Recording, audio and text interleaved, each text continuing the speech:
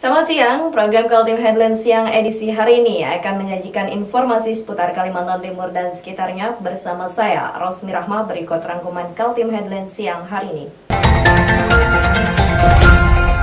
Meski dilanda COVID-19, industri perkapalan di Samarinda tetap semangat. 2 pasien positif corona peserta klaster Goa berasal dari Kutai Timur dan Balikpapan.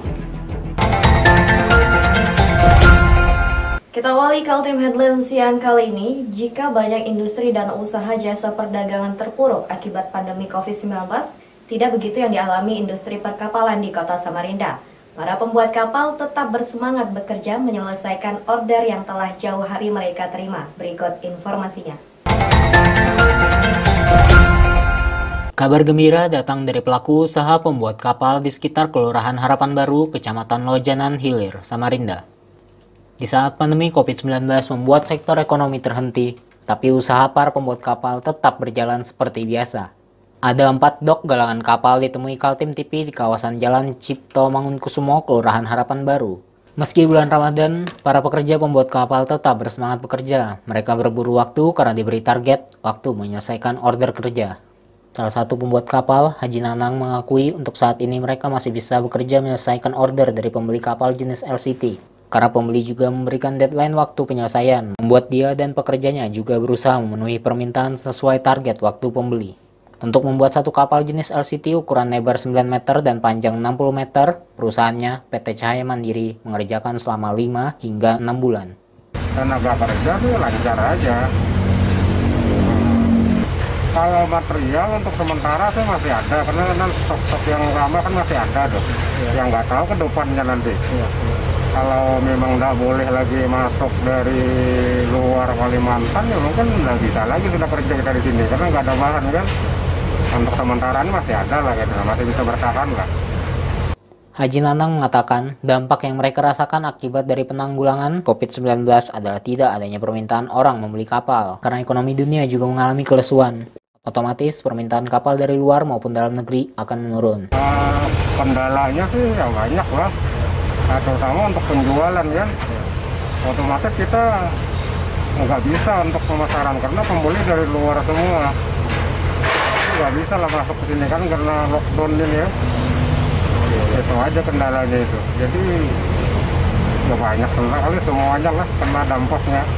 Pandemi COVID-19 untuk sementara belum memberi dampak bagi industri perkapalan, tapi itu tidak berarti para pengusaha pembuat kapal menjadi tenang. Kalau pandemi COVID-19 berlangsung lama, maka para pengusaha ini harus siap menghadapinya. Untuk sementara ini belum ada dampaknya. Untuk sementara ini kan karena baru aja diadakan sekarang ini kan.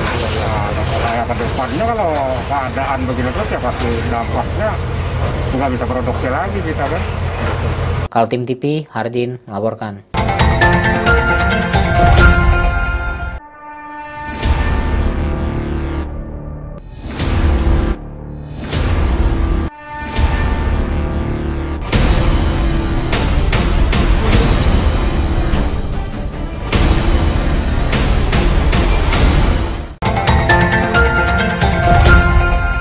Setelah kemarin diumumkan 54 pasien dari 105 pasien positif di Kaltim adalah peserta istimewa Kabupaten Goa, Sulawesi Selatan, kini bertambah 2 lagi. Keduanya adalah asalnya dari Kutai Timur dan Balikpapan. Berikut informasinya.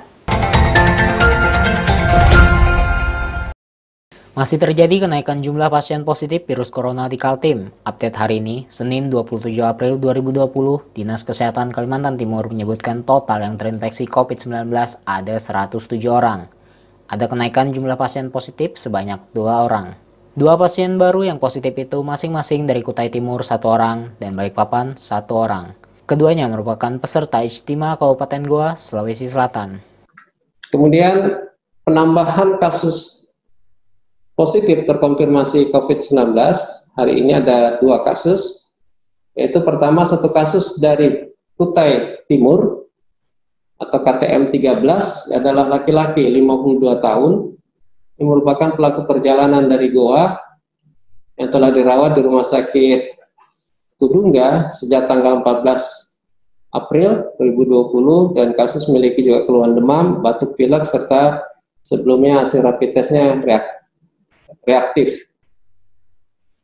Kemudian penambahan satu kasus lagi dari Balikpapan, yaitu BPN 28, adalah laki-laki 56 tahun. Ini merupakan pelaku perjalanan dari Goa, juga sudah melakukan isolasi diri di rumah sejak tanggal 20 April 2020. Melonjaknya pasien positif di Kaltim sebagian disumbang dari peserta Ijtima Dunia Zona Asia di Kabupaten Goa, Sulawesi Selatan. Untuk itu, Andi Muhammad Ishak meminta agar warga Kaltim yang mengetahui atau kontak dengan para peserta Ijtima itu segera melaporkan diri untuk mencegah penyebaran virus yang lebih luas. Para peserta Ijtima diminta juga untuk tidak malu melaporkan diri melalui call center 112 dan petugas nantinya datang untuk melakukan pemeriksaan. Andi Muhammad Ishak juga berpesan kepada masyarakat agar tidak mengucilkan bagi mereka yang kemungkinan sudah terpapar dan melakukan isolasi diri, baik di isolasi di rumah sakit maupun isolasi mandiri. Dia meminta kepada warga untuk mensupport agar mereka tetap kuat dalam ruang isolasi.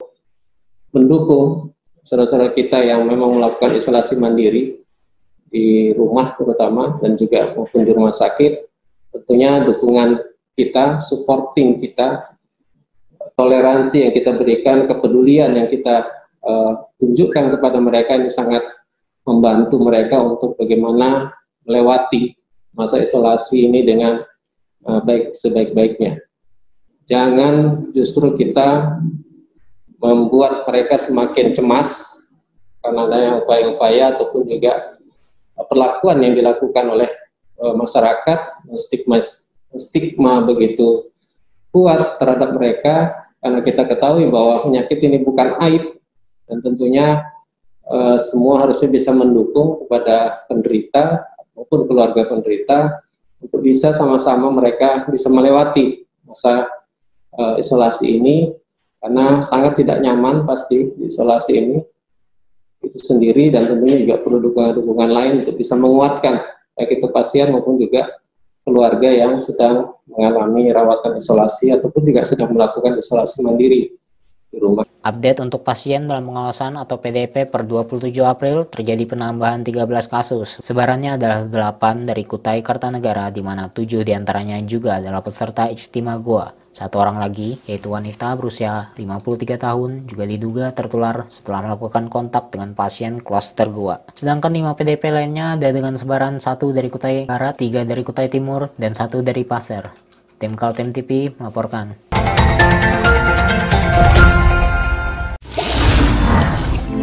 Assalamualaikum warahmatullahi wabarakatuh.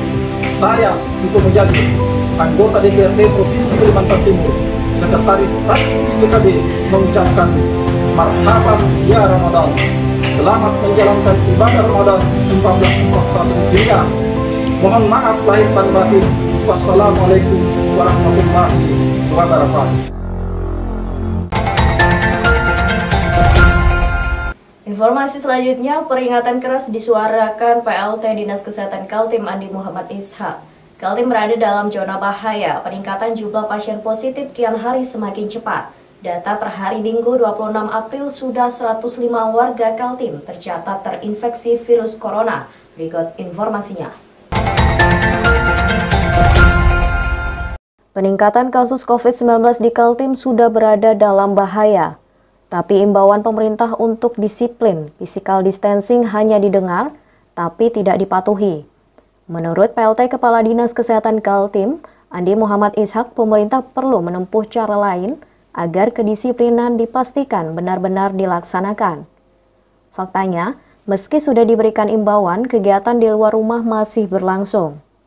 Jalan-jalan raya terlihat ramai, padahal saat ini bukan tidak mungkin sudah terjadi transmisi lokal, di mana sudah ada warga yang terinfeksi virus, namun masih merasa sehat dan tidak punya gejala, namun menulari siapa saja. Peningkatan kasus di Kalimantan Timur juga sudah cukup cepat. Karena itu sebenarnya tidak cukup ya sebenarnya apa yang sudah kita himbau. Kalau melihat apa yang sudah kita sampaikan selama ini, himbauan-himbauan ini hanya sekedar sepertinya hanya didengar, tapi pelaksanaan di lapangan masih banyak diabaikan. Peringatan dari Dinas Kesehatan bukan tanpa alasan. Dari data yang diupdate setiap hari mengenai perkembangan penanganan COVID-19 di seluruh Kaltim, terjadi pertambahan jumlah pasien positif yang semakin cepat. Dalam 10 hari terakhir terjadi peningkatan jumlah pasien positif hingga 100%. Update terbaru per hari Minggu 26 April 2020, menurut data resmi Dinkes Kaltim, terjadi penambahan 8 kasus positif baru. Dengan pertambahan itu, saat ini di Kaltim mencatat jumlah pasien positif sebanyak 105 kasus, dengan 11 diantaranya sembuh dan 1 meninggal dunia. Dari 8 kasus baru pasien positif, semua pasiennya punya riwayat perjalanan kegiatan keagamaan Istimewa Ulama di Kabupaten Goa, Sulawesi Selatan. Nah, perkembangan hingga hari ini, kasus terkonfirmasi sembuh dan meninggal, tanggal 26 April 2020, untuk Kalimantan Timur total ada penambahan 8 sehingga total berjumlah 105 yang terkonfirmasi positif, sembuh masih tetap 11 dan juga meninggal masih tetap 1. Umumnya kasus hari ini adalah dari klaster Goa dan juga ini semua adalah merupakan pelaku perjalanan dari Goa. Nah, ini sangat penting untuk kita sadari bahwa kebanyakan juga dari mereka ini hampir tanpa keluhan awalnya. Ada beberapa merupakan ditetapkan sebagai orang dalam pemantauan, dan ini jadi bukti bahwa pentingnya kita untuk bisa melaporkan diri dan menyampaikan sesegera mungkin apabila kita memang baru melakukan perjalanan dari luar, terutama dari daerah yang sudah terjadi transmisi lokal. Sebaran daerah dari 8 pasien positif baru itu masing-masing 1 dari Kutai Barat, 1 dari Kutai Timur, 1 dari Kabupaten Pasir, dan 5 dari Kota Samarinda. Andi Muhammad Ishak mengatakan, untuk memutus rantai penyebaran virus membutuhkan kerjasama semua pihak. Perlu ada ketegasan agar masyarakat mematuhi protokol kesehatan. Tim Kaltim TV melaporkan.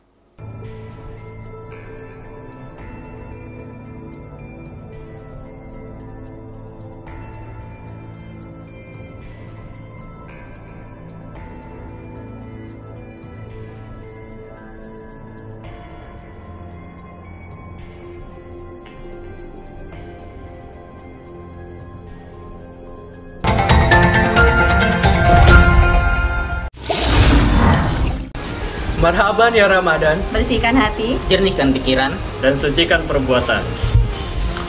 Jangan lupa ikuti anjuran pemerintah untuk tetap di rumah, cuci tangan, dan jaga kesehatan. Kami segenap jajaran direksi, staf dan karyawan Kaltim TV mengucapkan selamat menunaikan ibadah puasa Ramadan 1441 Hijriah.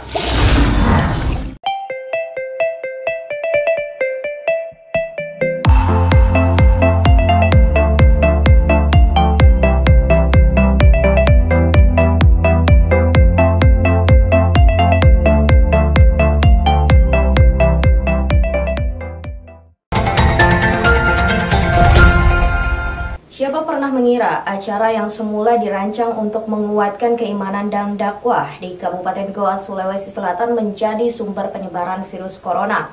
Entah siapa yang membawa virus ke tempat acara itu, tapi faktanya kini di Kalimantan Timur ada 54 alumni pesertanya dinyatakan positif terpapar virus. Nama acara itu adalah Istimewa Dunia Zona Asia. Pesertanya melibatkan para ulama dari berbagai negara juga dari berbagai penjuru Indonesia.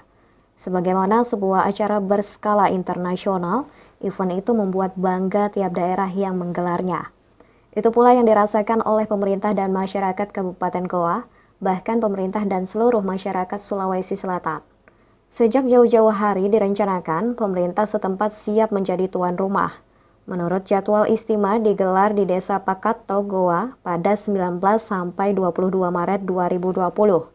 Hingga bencana itu datang, kabar dari kota Wuhan, Tiongkok yang mengabarkan adanya virus corona dengan penyebaran yang begitu cepat hingga ke seluruh dunia. Acara istimewa yang sudah matang mendapat tekanan agar dibatalkan. Peserta sudah berdatangan, konon ada sekitar 8.000 peserta sudah terlanjur datang. Mereka dari negara-negara Asia, termasuk peserta dari berbagai provinsi di Indonesia dan juga Kalimantan Timur. Tidak ada data pasti berapa jumlah peserta dari Kalimantan Timur.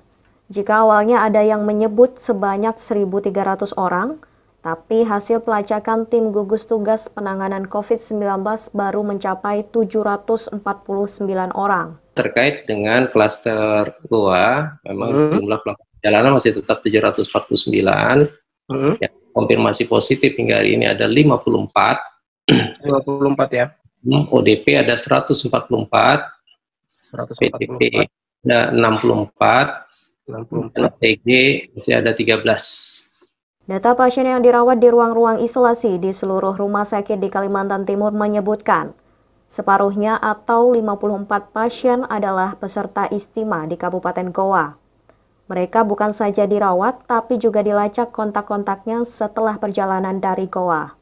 Pelacakan masih terus berlangsung, persoalan menjadi rumit karena diduga masih banyak peserta yang mendatangi acara di Goa, tapi tidak mau melaporkan dirinya kepada petugas tim gugus tugas penanganan COVID-19 di daerah masing-masing. Di Samarinda bahkan sempat terjadi perlawanan dari seorang peserta istimewa Goa ketika hasil rapid test menyatakan yang bersangkutan reaktif dan disarankan untuk diisolasi di Rumah Sakit Umum Daerah Abdul Wahab Syarani. Pasien berinisial N berusia 51 tahun itu mengamuk. Dia memecahkan kaca jendela rumah sakit dan mendobrak pintu, kemudian pulang ke rumahnya. Setelah dibujuk kembali oleh tim gugus tugas, akhirnya si pasien bersedia diisolasi di RSUD IA Muiz. Hasil tes swab ke laboratorium ternyata betul, N terkonfirmasi positif terpapar virus corona. Kini persoalan bukan lagi sederhana. Mungkin saja di sekitar kita sudah ada yang terpapar virus dan terjadi transmisi lokal ke tubuh kita. Satu pertanyaan, perlukah Kaltim menerapkan PSBB atau pembatasan sosial berskala besar? Kami baru menyatakan hari ini untuk peningkatan upaya untuk mempertegas. Karena dengan terjadinya peningkatan kasus ini menggambarkan bahwa memang perlu upaya lebih konkret. Ya, jadi himbauan itu tidak cukup, maka perlu himbauan upaya lebih konkret. Memang untuk bisa memaksa secara tegas, yaitu status harus ditetapkan dulu, yaitu dengan status PSBB, jadi pembatasan sosial berskala besar. Nah, tapi sebenarnya kita sudah melaksanakan prinsip-prinsip dari PSBB itu. Beberapa hal yang sudah kita lakukan adalah bagaimana kita tetap bekerja dari rumah, juga belajar dari rumah, nah dan juga mencoba untuk senantiasa kita melakukan aktivitas, mengurangi aktivitas di luar rumah, tentunya juga aktivitas yang mengumpulkan banyak orang. Nah, ini kami juga sudah mencoba mengkomunikasikan, dan sebenarnya edaran dari gubernur itu sudah jelas untuk bisa melaksanakan beberapa prinsip dari PSBB meskipun belum ditetapkan. Nah, hanya memang untuk menindak tegas ini menjadi ranahnya petugas keamanan terutama, ya, dan ini juga menjadi bagian dari gugus tugas. Tim Kaltim TV melaporkan.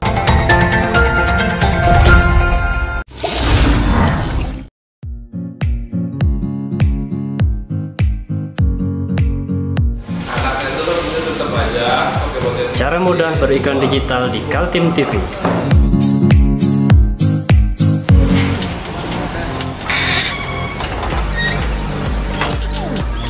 Yang pertama, jadilah sahabat Kaltim TV.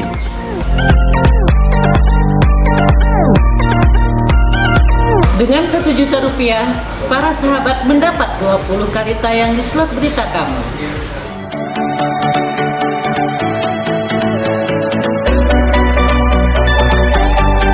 Dengan 20 detik, dapat menjangkau 20.000 penonton.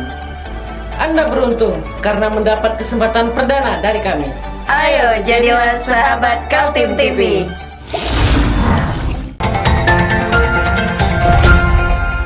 Satuan Lalu Lintas Polresta Balikpapan mengawal perjalanan sembako dari Pelabuhan Semayang menuju kawasan Pasar Pandansari. Pengawalan ini dilakukan untuk memudahkan melewati jalur yang ditutup lantaran COVID-19.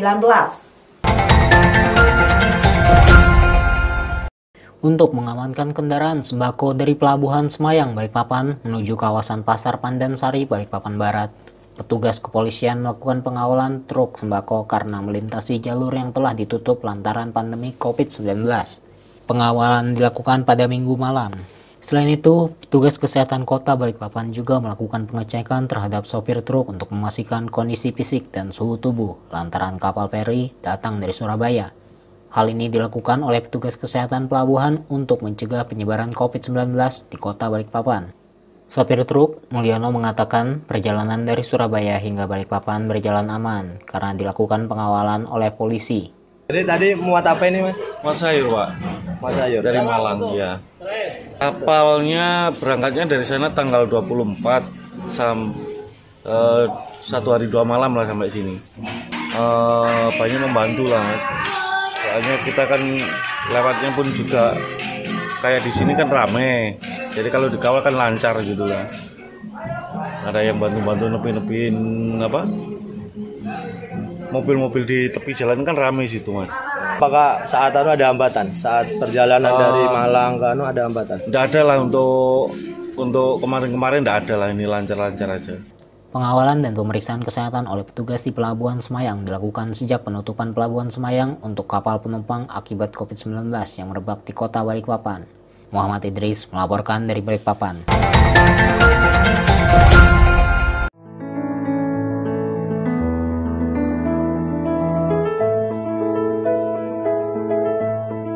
Di sini kami akan mempraktekkan cara pembuatan hand sanitizer alami dengan bahan baku daun sirih. Daun sirih sebanyak 100 gram kita potong kecil, lalu kita masukkan ke dalam air mendidih dengan air sebanyak 400 ml. Lalu kita tim sampai suhu 90 derajat Celcius atau kurang lebih 30 menit dengan api kecil. Setelah 30 menit kita angkat dan kita diamkan lagi selama 30 menit. Setelah didiamkan selama 30 menit, air rebusan daun sirih ini kita saring. Lalu kita campur dengan air perasan jeruk nipis sebanyak 16 ml. Lalu kita aduk hingga rata dan ditambahkan dengan air lagi sampai 400 ml. Lalu kita tuang ke dalam botol spray yang kosong.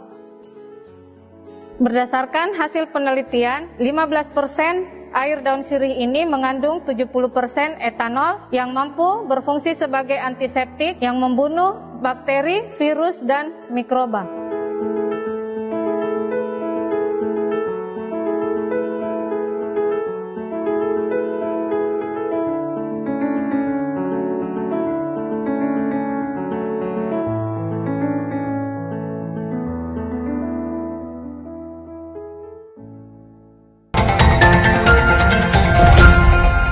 Masih dari Balikpapan, Polresta Balikpapan terus membagikan paket sembako kepada warga yang kurang mampu di tengah merebaknya wabah COVID-19.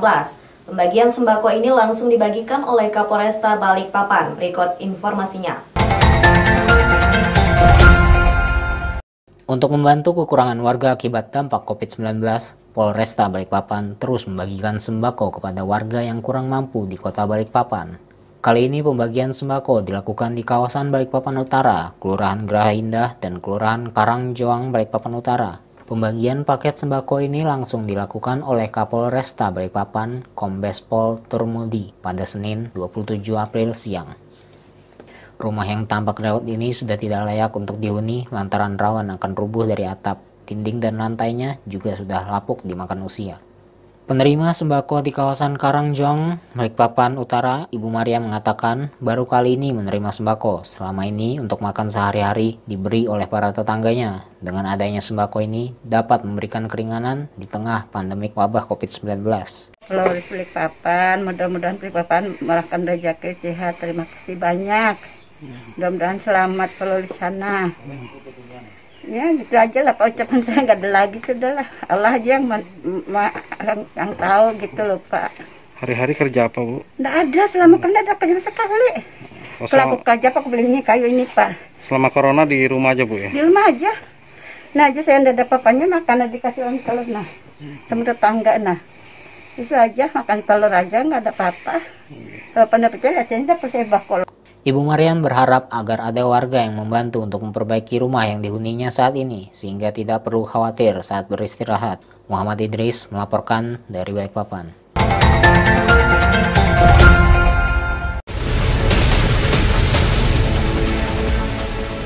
Mari kita memerangi virus corona dengan mematuhi imbauan pemerintah.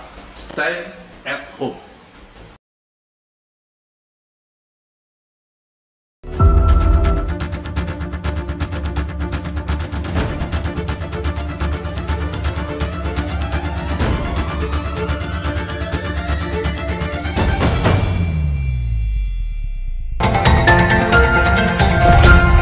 Demikian Kaltim Headline siang kali ini. Ikuti terus kami melalui channel YouTube dan fanpage Facebook Kaltim TV. Saya Rosmi Rahma bersama kerabat kerja yang bertugas pamit undur diri. Kaltim TV, siaran kemajuan.